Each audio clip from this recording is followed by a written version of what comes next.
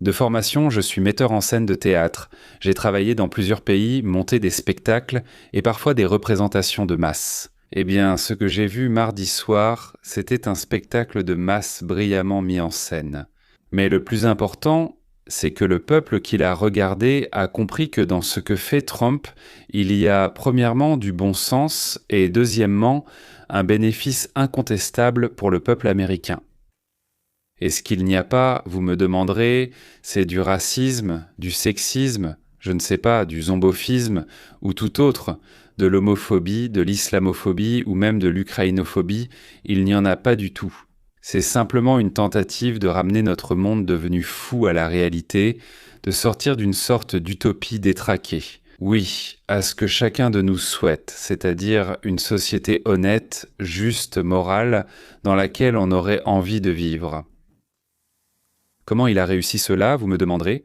Eh bien, jugez par vous-même.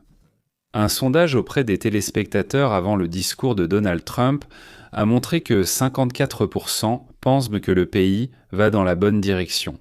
Ce sont des gens qui voulaient écouter le président, donc, pour ainsi dire, ce ne sont pas des marginaux ou des vagabonds ordinaires, ce ne sont pas ceux qui ne s'intéressent à rien du tout. Après le discours du président, un autre sondage a été réalisé, et le résultat a stupéfié tout le monde. Mesdames et messieurs, aujourd'hui je vais vous raconter beaucoup de choses intéressantes.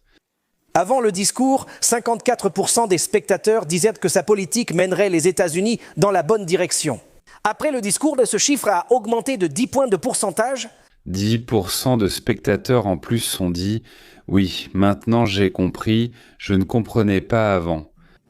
Eh bien, ce que Trump fait, c'est bien pour moi, c'est bien pour mon pays.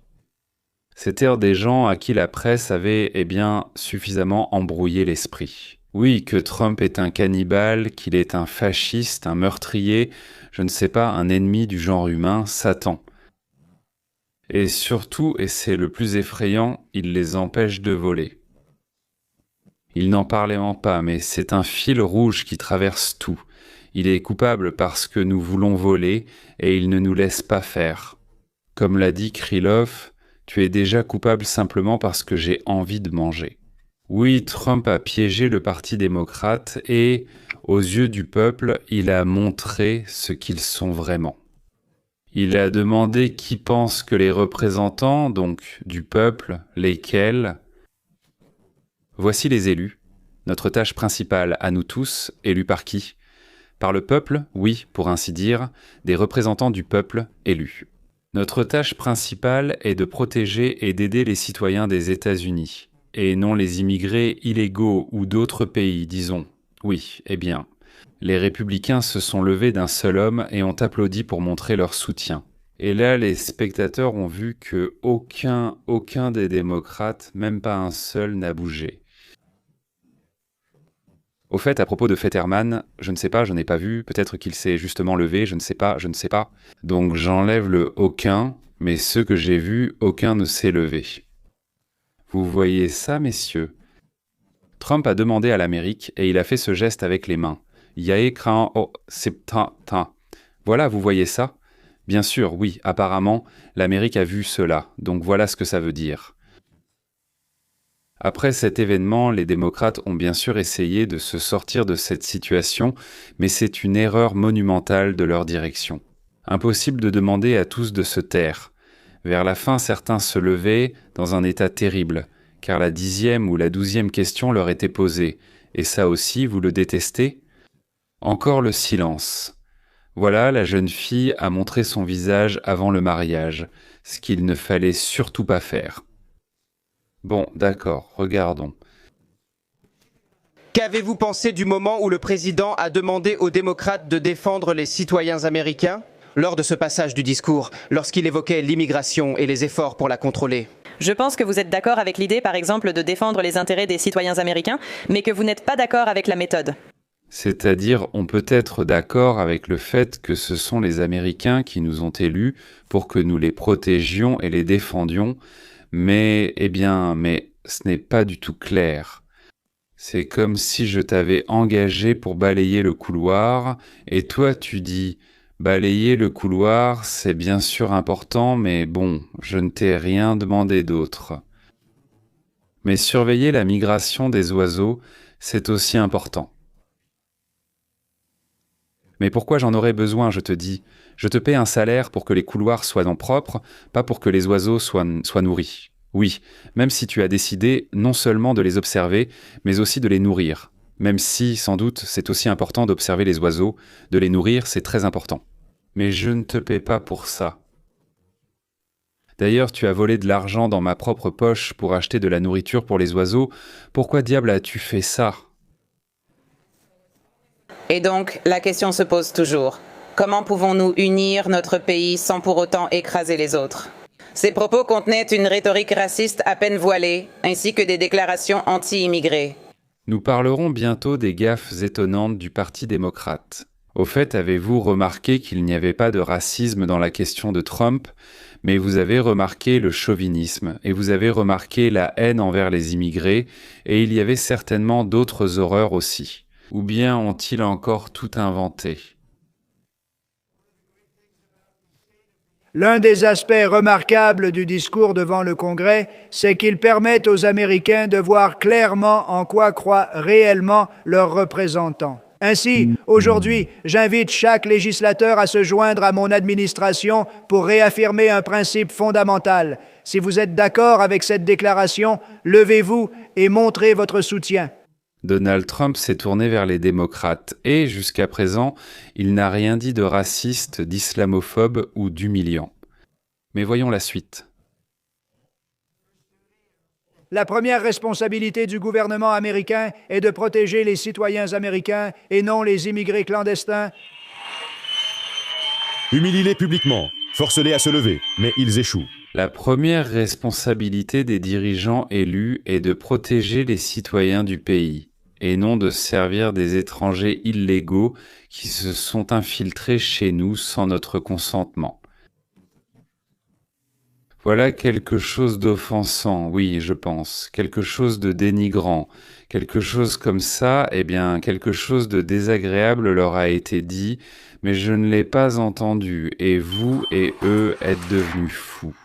Remarquez que dans la partie supérieure droite, dans le coin supérieur droit de l'écran, il y a les rangées avec les démocrates. C'est-à-dire que tout ce qu'on a demandé, c'est de vous lever si vous pensez que votre travail consiste à œuvrer pour le bien de ceux qui vous ont élus, les citoyens américains qui vous paient pas votre salaire. Mais eux, ils restent assis et tout le monde fait semblant d'être occupé par quelque chose de très important, de plus important. Et tout le pays a vu cela, que leurs représentants, eh bien, n'ont absolument pas l'intention de représenter et de défendre leurs intérêts. Mais alors, les intérêts de qui défendent-ils? Eh bien, les leurs, évidemment, ils défendent leurs propres intérêts, tout le monde le comprend. Oui, mais il est aussi fort probable qu'ils aient d'autres intérêts. Ou bien un autre maître, un autre employeur, pas nous qui votons pour eux, mais quelqu'un de tout à fait différent. Voilà l'Amérique. Maintenant, regardez Donald Trump. Combien de temps il laisse aux démocrates pour qu'ils se lèvent, et aux spectateurs pour qu'ils comprennent, pour qu'ils voient que les démocrates ne défendent pas leurs intérêts.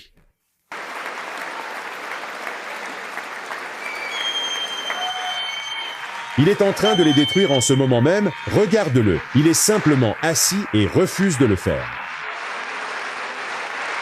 Ces gens font simplement pitié.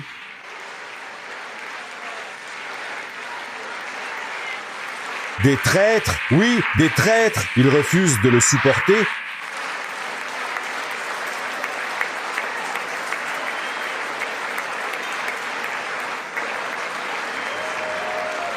C'est tout simplement terriblement difficile. Démasque-les. Debbie Wasserman Schultz. C'est juste une folie incroyable ici. Oh, Nancy Pelosi, elle est juste ici, regarde. La voilà.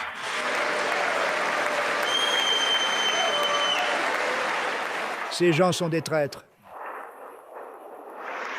Trump attend que tout le pays voit qui est avec eux, avec notre pays, et qui est contre, et le pays a vu.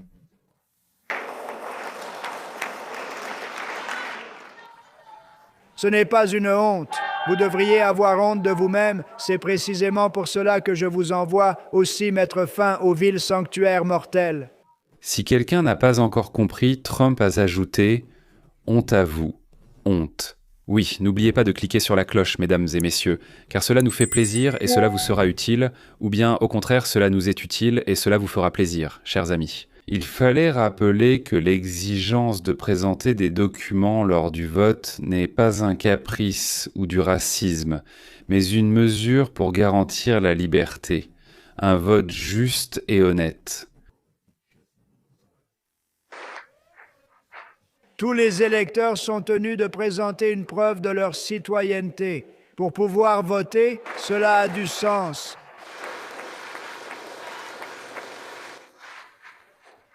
Et plus aucun vote frauduleux par correspondance, sauf en cas de maladie, d'invalidité, de service militaire ou de déplacement, absolument aucun autre cas.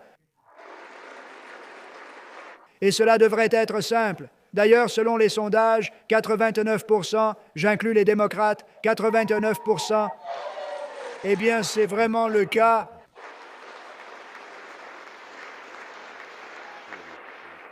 Regarde ces monstres. Là-bas, mais il y a même le nouveau maire communiste de New York. Je pense qu'en réalité, c'est un bon gars. Je lui parle souvent. Mauvaise politique, mais bon gars. Il vient de dire qu'ils veulent que les gens nettoient. Ils veulent que la neige soit déblayée. Mais pour obtenir ce travail, il faut présenter 2 pièces d'identité originales.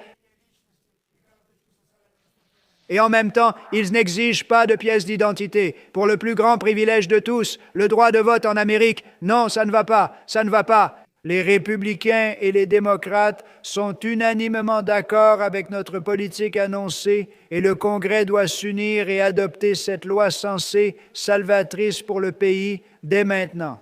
Et cela doit arriver avant que quoi que ce soit d'autre ne se produise. Oui, c'est tout à fait exact.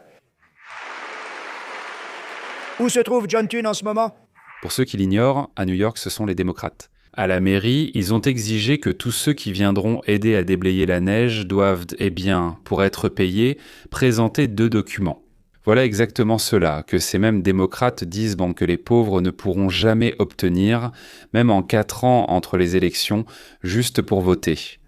Mais curieusement, pour déblayer la neige, ils pourront les obtenir. N'est-ce pas une logique fantastique ? Pourquoi quelqu'un serait-il contre la pièce d'identité pour voter? La seule raison, c'est qu'ils veulent tricher. Ils inventent des excuses, parlent de racisme, inventent des choses incroyables qui surprennent par leur imagination. Ils veulent tricher, ils ont déjà triché, et leur politique est tellement mauvaise que la seule façon pour eux d'être élus, c'est de tricher. Et nous allons arrêter ça, nous devons arrêter ça, John. Il ne mâche pas ses mots aujourd'hui. Nous arrivons maintenant à la partie la plus intéressante. Les spectateurs à la maison, au travail, ceux qui écoutent en route, dans la voiture, pour eux c'est clair comme de l'eau de roche. Si on ne présente pas de pièce d'identité, il est facile de tricher. Si quelqu'un est contre la présentation d'une pièce d'identité, cela veut dire qu'il est pour la triche. Pourquoi ? Parce que sans triche, lui, elle, eux, ils vont perdre. C'est de la triche, c'est absolument clair pour tout le monde, donc leur logique est compréhensible. Si on permet maintenant de voter avec une pièce d'identité, alors ils vont perdre. Les amis, il ne donne pas une simple pichenette, il ne tape pas le démocrate sur le nez, en aucun cas, il écrase comme un rouleau compresseur, il aplatit sur l'asphalte. Et alors, les démocrates, demanderez-vous, comment ont-ils réagi ? La façon dont nous fournissons l'indéfinissable techno que je peux translater est... Vous l'exécuterez à l'avance. L'un d'eux a écrit sur un bout de papier que les Noirs ne sont pas des singes, et il le montrait à tout le monde. Le rêve américain, aujourd'hui menacé, c'est l'accès à la propriété. Aujourd'hui, nous sommes avec Rachel Wiggins, mère de 2 enfants de Houston. Après le discours de Trump, toutes les émissions TV et radio se sont empressées de le commenter. Voici CNN et voici David Axelrod, qui a dirigé la première campagne électorale d'Obama. Un homme très compétent, perspicace et sensible aux questions électorales et politiques. Bon, il ne partage pas mes opinions, oui, mais il est vraiment très compétent. Mais la question, je pense qu'ils s'en est bien sortis de leur point de vue pour les raisons que tu as mentionnées, John. Et il a très habilement utilisé le public pour simuler une certaine empathie, ce qui lui faisait défaut. Eh bien, il faut bien donner un petit coup, bien sûr, pour que Axelrod dise à un républicain qu'il a fait quoi que ce soit. D'accord, ça veut dire que ce n'est même pas 10 sur 10, c'est probablement plutôt 12. Alors, nous assistons actuellement aux différentes étapes du deuil, où les démocrates et les analystes libéraux sont progressivement obligés d'accepter le fait évident que le discours de Donald Trump sur l'état de l'Union a été un énorme succès politique, ce qu'il était en réalité. Ce n'était sans doute pas seulement son meilleur discours devant le Congrès, mais comme je l'ai dit, il devait reprendre l'initiative aux démocrates sur des questions clés comme l'économie et l'immigration, et il l'a absolument fait. Mais nous entendons même des doutes discrets, des rumeurs selon lesquelles peut-être les démocrates ne se sont pas rendus service avec leurs habituelles frasques honteuses, leurs contre-événements et leurs protestations. À cela je réponds. Sérieusement, vous voulez dire que cela n'a pas attiré les Américains ordinaires et rappelé à tout le monde à quel point votre parti politique est composé de véritables marginaux? Au fait, les démocrates se sont réunis pour une fête après le discours de Trump, où on leur a montré la scène suivante. Donc maintenant, vous allez ressentir un immense plaisir esthétique. J'ai été arrêté 3 fois par le service d'immigration IC à cause de l'absurdité, parce que nous étions nous-mêmes, parce que je chantais des chansons du genre « Hé, monsieur Mandarine, délivrez-moi des gens basanés, je suis arien, blanc, et je n'ai pas ma place ici !» Je l'aurais aussi arrêté d'ailleurs pour de telles chansons, mais je ne l'aurais arrêté qu'une seule fois. Pourquoi une seule fois? Parce que je ne l'aurais pas relâché. Et vous pensez qu'il faut l'arrêter une fois et ne pas le relâcher? Ou bien comme ça, aller-retour, aller-retour. Mais tout de même, il nous a apporté tellement de plaisir. Et là, soudainement, ces agents de l'ICE qui sont encore tout verts, pas prêts pour un vrai travail, avec seulement 2 semaines de formation, se jettent sur moi. On m'a arrêté à Portland, on m'a arrêté à Minneapolis, 2 fois en 3 semaines. On nous dit que ce sont des manifestations spontanées, que les habitants sortent simplement dans leur propre rue, mais alors, comment as-tu pu être arrêté à Portland, puis à 2700 km de là, à Minneapolis, et en plus 2 fois? Mais ils ne pourront jamais effacer le mouvement, vous me comprenez? Alors, avant que vous ne demandiez « oui, c'était réel », ce sont de vraies images d'une contre-manifestation organisée par les démocrates en réponse au discours devant le Congrès où de vrais membres du Congrès sont intervenus. C'était leur réponse à Trump. Eh bien, dites-moi, comment réagissent les gens qui rentrent du travail, les pères, les mères, les épouses, face à cela? Comparé à cela, comment les républicains... Tout comme les démocrates, à une écrasante majorité, sont entièrement d'accord avec la politique que nous venons d'exposer clairement. Et le Congrès doit immédiatement s'unir et adopter ce projet de loi raisonnable, salvateur pour tout le pays, dès maintenant. Cela doit se produire avant que quoi que ce soit d'autre n'arrive. Le contraste est frappant. Une augmentation massive et soudaine de la confiance envers Trump et un étonnement mêlé de dégoût envers les démocrates. Et voici les conclusions. Quels objectifs Trump s'était fixés pour cette adresse au peuple? Premièrement, le peuple ne voit pas, ne ressent pas encore d'amélioration économique. Les chiffres existent déjà, mais en réalité, les gens, tout comme ils ressentaient l'onde de l'incertitude quant à l'avenir, ils continuent de la ressentir.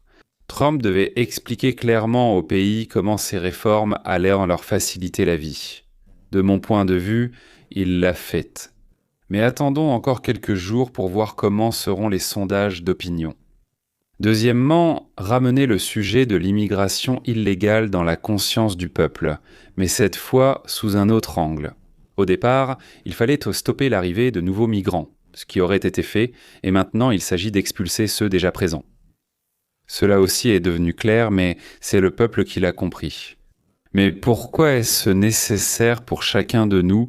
Enfin, disons, peut-être pas pour chacun de nous. Mais c'est particulièrement nécessaire pour les personnes qui occupent tant des emplois moins bien rémunérés, disons, les serveurs, les jardiniers, les ouvriers du bâtiment, les citoyens des États-Unis d'Amérique. Voilà le problème avec le fait qu'il y ait entre 12 et 15 millions de personnes en situation irrégulière dans le pays, enfin des migrants illégaux, comme on les appelle.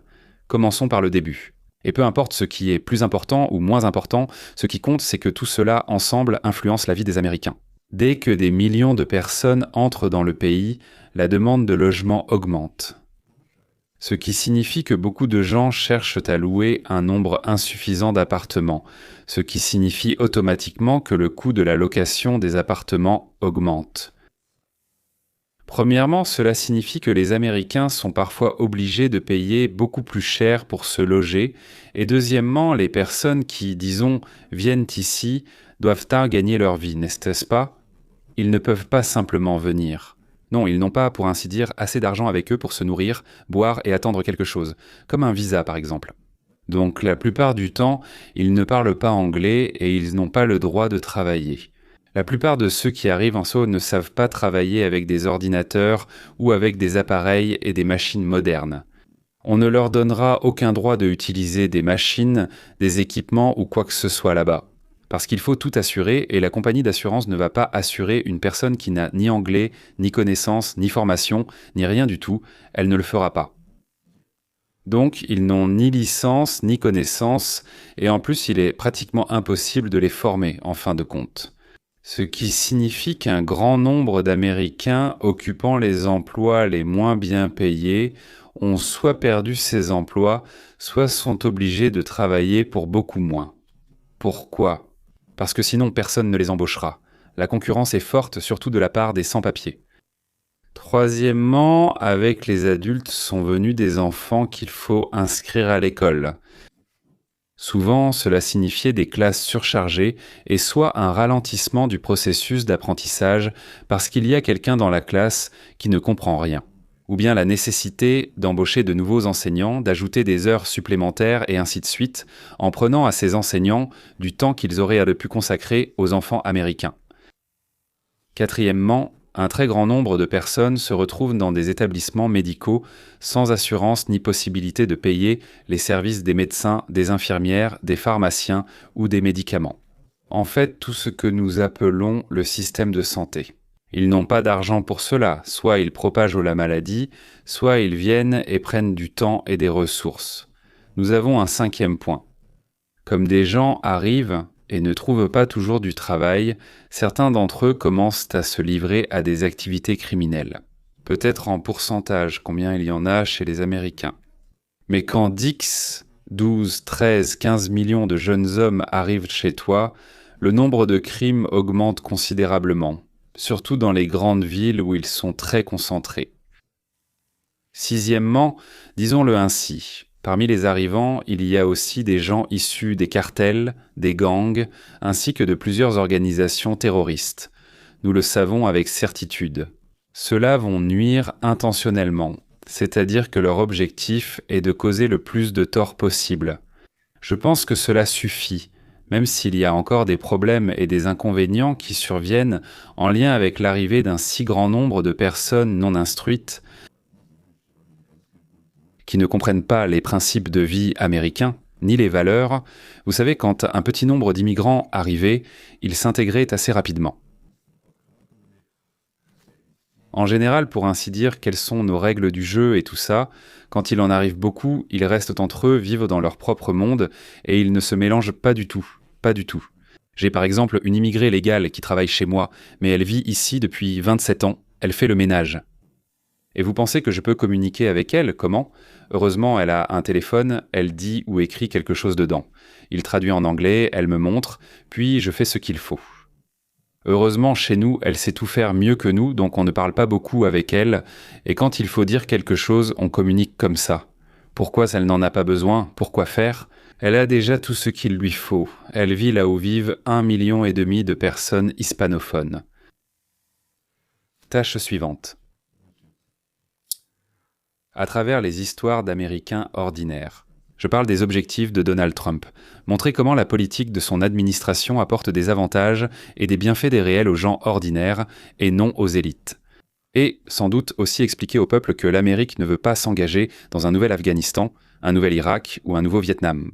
Elle utilisera sa puissance pour contraindre ses adversaires à agir de manière raisonnable, mais elle n'entrera pas dans des guerres de longue durée. Nous, comme le dit Trump, mettons fin aux guerres, nous ne les commençons pas.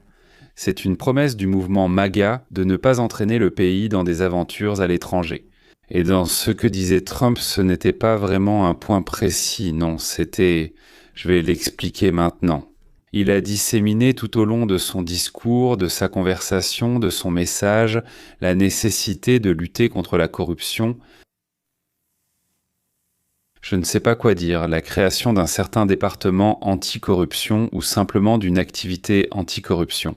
Pour que quelqu'un s'en occupe obligatoirement, que cela ne soit pas fait dans chaque ministère séparément, mais que quelqu'un dirige tout cela, tous les types, comme on dit, de corruption. Mais l'allusion était claire. Le Parti démocrate, des voleurs et des escrocs, ils se moquent de nous, ils sont pour n'importe qui, sauf pour nous. Et ce sont eux que nous allons serrer, mais si l'un des républicains se fait prendre, nous le serrerons aussi. Et à la tête du comité, car un comité spécial de lutte contre la corruption sera créé, sera nommé le vice-président J.D. Vance. C'est-à-dire que toutes les affaires étrangères seront gérées par Rubio, et toutes les questions électorales et intérieures par Vance. Voici ce que pensent les électeurs à ce sujet. La partie du discours que retiendront sûrement la plupart des républicains est lorsqu'il a demandé au Congrès « Levez-vous si votre devoir est d'abord envers les citoyens américains, pas aux immigrés illégaux ». Les républicains se sont levés. Cela lui a valu les applaudissements les plus longs de la soirée. Je soupçonne, mec, que tu verras ça dans de nombreux spots de campagne, que les démocrates ne se sont pas levés. Qu'est-ce que vous pensez tous de cette mise en scène ou de cette sorte de spectacle quand ils ont essayé de forcer les démocrates à se lever pour ça? Eh bien, je pense, pour l'essentiel, il me semble que ça a peut-être été un peu gâché par cette mise en scène, mais je pense que son idée est juste. Chacun dans cette salle représente les citoyens de ce pays. Et vous faites votre travail, il doit le faire, vous savez, le gouverneur demande, Trump fait son travail, Trump demande, vous faites tous votre travail. Mais voici ce qu'essaie de raconter, je dirais, d'imposer ou de faire accepter la direction du Parti démocrate, accusé de fraude et de falsification. Il y a eu un moment, Madame la Présidente, où il vous a mentionné spécifiquement, bien sûr, à propos du trading en bourse au Congrès. Que lui répondez-vous à cela? Je lui réponds, comme disaient mes collègues, « Regarde-toi toi-même ». Il veut insinuer qu'il y avait quelque chose de louche là-dedans, mais ce n'est pas le cas. Et si ça l'était, il y aurait eu des poursuites. Nous essayons d'adopter cette loi depuis longtemps. Maintenant, elle a plus de soutien qu'auparavant. Et moi... Quand Elizabeth Warren s'est levée et a applaudi ce soir, lorsque le président en a parlé. Eh bien... C'est nous qui avons tout fait. Moi aussi, Nancy, avec ces 400 millions. Achetez un meilleur fixateur pour prothèse. Vos dents vont bientôt tomber, je suppose. Quel est le prix actuel d'un fixateur pour prothèse chez CVS? Nous allons vérifier aujourd'hui. Je pense qu'on peut acheter de la colle pour prothèse. Vous pourriez prendre une colle très résistante, extra forte, pour 12 $, madame. Vous avez 400 millions. Ce qui est intéressant, c'est qu'elle fait semblant de n'avoir rien à voir avec ça. Et nous approuvons tout cela, et tout ça, vous pouvez le déposer ici. Il y a énormément de cas comme celui-ci. Il y a des comptes sur Twitter, des pages sur Facebook et d'autres choses similaires où ils suivent simplement les transactions. Nancy Pelosi. Et cette femme, d'après cela, sa fortune est de 576 millions, regardez. Sa fortune a changé pendant qu'elle était au Congrès. Elle a gagné 465 millions. Je dois virer mes gars d'UBS. Qu'est-ce qu'ils font là-bas? Désolé Will, je t'aime. C'est une augmentation de 384,3%. Elle a effectué 200 transactions. Regardez ça. Son taux de réussite est de 81%. Et vous voyez à droite à quel point elle surperforme le marché. Donc, encore une fois, il s'agit de prothèses dentaires. 12 $, madame. Comment ça s'appelle? l'argent. Dentugrip, comme il l'appelle, est un fixateur doux et souple qui résoudra presque tous vos problèmes. Le discours du président a été en quelque sorte le coup final de la préparation d'une vaste offensive sur de nombreux fronts. Jugez ceux qui, étant au Congrès ou au Sénat, ont utilisé leur position pour s'enrichir, jugez les élus qui ont participé ou sont restés inactifs pendant que le pays était pillé. On parle ici des Somaliens, des Afghans, des Haïtiens et aussi des nôtres. La lutte ouverte contre l'idéologie du socialisme, adoptée aujourd'hui par le Parti démocrate des États-Unis d'Amérique, précisément ouverte, armée de ce discours et des documents de Tulsi Gabbard, Pam Bondi, Kash Patel. Les membres du Congrès vont maintenant se disperser à travers le pays. Ils vont promouvoir toutes ces idées du discours auprès du public, expliquer, prouver et dire au peuple que les réformes de Trump mènent le pays vers une amélioration de la vie de la population sous tous les angles. À partir de ce moment et jusqu'aux élections début novembre, ce sera une attaque sur tous les fronts, contre la corruption, contre la complaisance envers les voleurs, contre le détournement du budget, contre le transfert d'argent, et ainsi de suite. Une attaque contre ceux qui ont essayé d'empêcher Trump et les républicains de revenir à la Maison-Blanche en utilisant des mensonges, des falsifications, des tromperies. Et cela par tous les moyens illégaux imaginables, y compris une tentative d'assassinat. Maintenant, messieurs, le compte à rebours a commencé. Jusqu'au 3 novembre, il restait 252 jours au moment du rapport, et aujourd'hui, il n'en reste déjà plus que 250. Et d'ici le 4 juillet, je pense, pour le 250e anniversaire de la journée de l'indépendance, je ferai encore une déclaration, un autre rapport. Je pense que ce sera très solennel, très important. Mais ce qui m'intéresse en quelque sorte, c'est que je pense que dans ce rapport, il présentera les premiers résultats marquants de l'élimination de la souillure. Le mondialement connu Polymarket est un site web où l'on évalue en permanence les événements futurs. Les gens parient sur les événements probables qui pourraient donc se produire dans les 3 prochains jours. Les États-Unis vont-ils attaquer le Guatemala ou non ? Certains perdent, d'autres gagnent. Polymarket donne 10% de probabilité de guerre d'ici la fin février et 50% de probabilité de guerre avant la fin du printemps, c'est-à-dire vers la mi-mars ou la fin mars. Il semble qu'ils considèrent ces sites de ce genre, Polymarket étant simplement le plus connu, mais il y en a plusieurs. Ils prédisent quoi de mieux que les sondages d'opinion et les politiciens les surveillant de près. Ici, on vote avec des dollars, pas avec des mots. Donc tout se passe non pas selon l'idéologie, mais vraiment, qu'est-ce que j'en pense à ce sujet ? Je regarde tout le temps, d'ailleurs, les résultats de Polymarket, et peut-être qu'un jour je me déciderai à jouer juste par pur intérêt. Messieurs, n'oubliez pas de vous abonner et d'activer la cloche, ça nous aide à la chaîne, et pour vous, Campsibre, ça arrivera comme sur des roulettes. Recevoir une notification de nos prochaines vidéos, c'est parfois important de l'avoir à temps, tout de suite, dès que l'événement a eu lieu. Sur ce, je vais conclure. De mon point de vue, les résultats du discours sont très intéressants et surtout, j'ai compris que c'est, comme on dit, un ordre d'aller de l'avant. Voici le plan de bataille en avant jusqu'à la prochaine fois.